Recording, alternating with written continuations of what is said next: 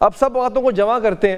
پہلی بات تو یہ کہ کیا عمران خان کے لیے، تحریک انصاف کے لیے کسی بھی طرح سے یہ بات موضوع ہوگی کہ وہ حکومت سے مذاکرات کریں؟ ان کی سیاست پر، ان کے ووٹ بینک پر، ان کے چاہنے والوں پر کیا اثر پڑے گا؟ ایک. اور جو بات ابھی منیب صاحب نے کی ہے کہ کیا یہ اسٹیبلشمنٹ کی آشرواد کے بغیر ممکن ہے، اور کیا اسٹیبلشمنٹ راضی ہو گئی ہے اس بات پہ؟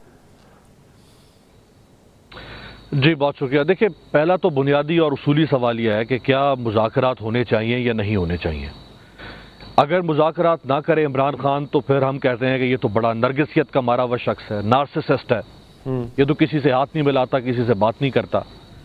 اگر وہ مذاکرات کرنے کی بات کرے یا اشارہ دے تو ہم اس میں بھی پھر اس کے کیل نکالتے ہیں کہ یہ ادھر مذاکرات کر رہا ہے، ادھر کر رہا ہے، یہ تو کہتا تھا میں نہیں کروں گا، یہ تو کہتا تھا میں چور ہیں، یہ ڈاکو ہیں. تو پہلے تو ہمیں اصولی طور پہ ہم یہ طے تو کر لیں کہ مذاکرات ہونے چاہیے یا نہیں ہونے چاہیے. مذاکرات کوئی اچھی چیز ہے یا مذاکرات کوئی حرام چیز ہے؟ کیا ہے؟ پہلے تو یہ طے کر لیں آپ سارے. دوسری بات یہ کہ عمران خان مذاکرات کرے یا نہ کرے، دونوں صورتوں میں جو آپ کا ابتدائی سوال تھا، ہار تو حکومت کی ہے اور بظاہر جیت عمران خان کی ہے. اچھا، وہ کیسے؟ چت ہو یا پٹ. وہ کیسے شاہ صاحب؟ چت ہو یا پٹ. اچھا، ابھی تک تو چت ہے نا بظاہرن. ہاں ٹھیک ہے. ابھی تک 2.25 سال سے چت ہے نا کہ الیکشن بھی اس کو ہروا دیا، اس کو اٹھا کے 14 مہینوں سے جیل میں ٹھوکا ہوا ہے، پارٹی اس کی توڑ دی، تتر بتر کر دی. غداری، دہشت گردی، بغاوت، چوری ڈکیتی، زنا، عدت بدت، جو دنیا جہان کا گند تھا، وہ جو غالب نے کہا تھا کہ جب کچھ نہ بن سکا تو میرا دل بنا دیا، جو سارا کچھ دنیا کا گند اٹھا کے اس کے کھاتے میں آپ نے ایف آئی آرز میں ڈال دیا. اس کے باوجود وہ سروائیو کر گیا، اس کی پارٹی سروائیو کر گئی، اس کی پاپولیرٹی برقرار ہے. سو یہ تو وہ جو جھیل گیا اس سارے سلسلے کو، ان سارے ریاستی جبر کو، یہ ہے اس کی بظاہراً کامیابی. اور اگر مذاکرات ہو جاتے ہیں تو بھی اس کی کامیابی ہے. وہ اس طرح سے کہ مذاکرات اب پہلے والے معاملات پیچھے رہ گئے، وہ کیسز، ایف آئی آرز، وہ سارے سلسلے پیچھے. اصل اب مذاکرات ہوں گے الیکشن کے اوپر. 8 فروری 2024 کو ڈاکہ کیسے پڑا، شام 5 بجے کے بعد کیا کچھ ہوا، فارم 45 اور 47 اب تو پتن نے چیتھڑے اڈیر دیے، چیر پھاڑ کے رکھ دیا ہے 45-47 کو. یہ ایسے اب ریاست ایک بھرم بنا کر بیٹھی ہے، ایکٹنگ کر رہی ہے کہ سارا کچھ بڑا کوئی ہماری کوئی عزت ہمارے پلے رہ گئی. کچھ نہیں رہا، ساری دنیا چیخ رہی ہے کہ کیا ہو گیا. سو جب بھی آپ فارم 45-47 کے اوپر بیٹھیں گے کسی نیگوشیٹنگ ٹیبل پر، ایک طرف عمران خان یا اس کے لوگ ہوں گے، دوسری طرف یہ حکومت ہوگی، تو کون جیتے گا؟ اب اس حکومت کے اندر آپ دیکھ لیں، شہباز شریف نے ہی، یعنی شہباز شریف گروپ نے یہ مذاکرات انیشیٹ کرنے کی بات کی، جس میں محمود خان اچکزئی اور رانا ثناء اللہ صاحب کو ادھر سے لایا گیا. دوسری طرف نواز شریف اور مریم نواز مذاکرات سے انکار کر چکے. جو بھی ہے اس وقت خان صاحب کمزور پوزیشن پہ ہے، حکومت کیوں انیشیٹ کرنا چاہے گی مذاکرات ایک ایسے آدمی سے جو جیل میں پڑا ہوا ہے؟ مینڈیٹ اس کے پاس فی الحال تو نہیں ہے، انہی کے پاس ہے، جو بھی ہے چھینا ہوا ہے یا اصل کا ہے وہ علیحدہ بحث ہے. دیکھیں، جیل میں وہ پڑا ہے، یہ سمجھ کر آئے تھے کہ اقتدار پھولوں کی سیج ہوگی، لیکن جو جیل میں پڑا ہے اس نے اقتدار ان کے لیے کانٹوں کا بستر بنا دیا. یہ نہ نگل پا رہے ہیں نہ اگل پا رہے ہیں. ان کے لیے یہ اقتدار نہیں ہے، ان کے لیے ان کے گلے میں یہ ندامت کا، شرمندگی کا توق بن چکا ہے. یہ وہ توق گلے میں لے کر پھر رہے ہیں. International pressure, local pressure, media پہ بحث، سوشل میڈیا پہ بحث. قوم کنونس نہیں ہے 8 فروری کے الیکشن کے نتائج سے. حکومت جس طرح سے لا کے زبردستی ٹھونس دی گئی، تھوپ دی گئی، بٹھا دی گئی، نافذ کر دی گئی، جیسے ہوتا ہے اس ملک میں، جو میک اینڈ بریک کرتے ہیں اس ملک میں کر دیا گیا. لیکن جو بیٹھے ہیں ان کو تو پتہ ہے نا کہ ہم کیسے بیٹھے ہیں. تو کہیں نہ کہیں سے کچوکے تو لگ رہے ہیں، چاہے باہر سے لگیں چاہے اندر سے لگیں. تو انگیج بھی تو کرنا ہے نا کسی طرح سے پی ٹی آئی کو.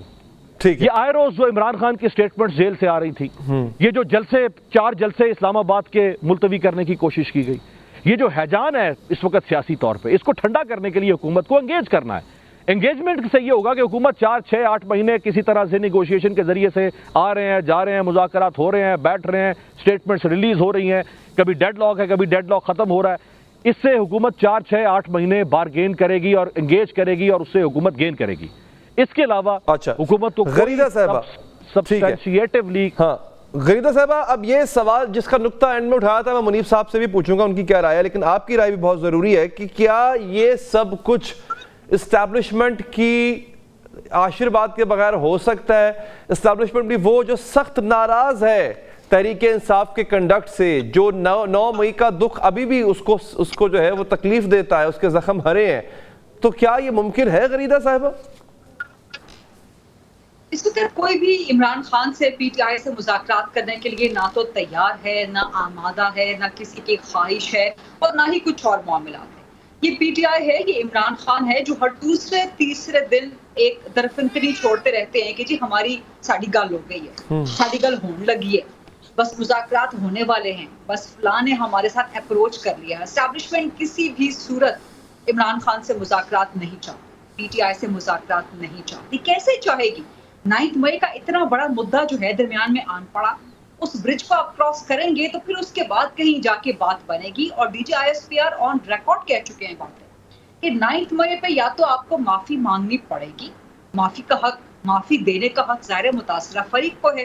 متاثرہ فریق یہاں پہ کوئی رائیول پولیٹیکل پارٹیز نہیں ہے، پی ٹی آئی کی اسٹیبلشمنٹ ہے جن کی انسٹالیشنز پہ آپ نے حملے کیے۔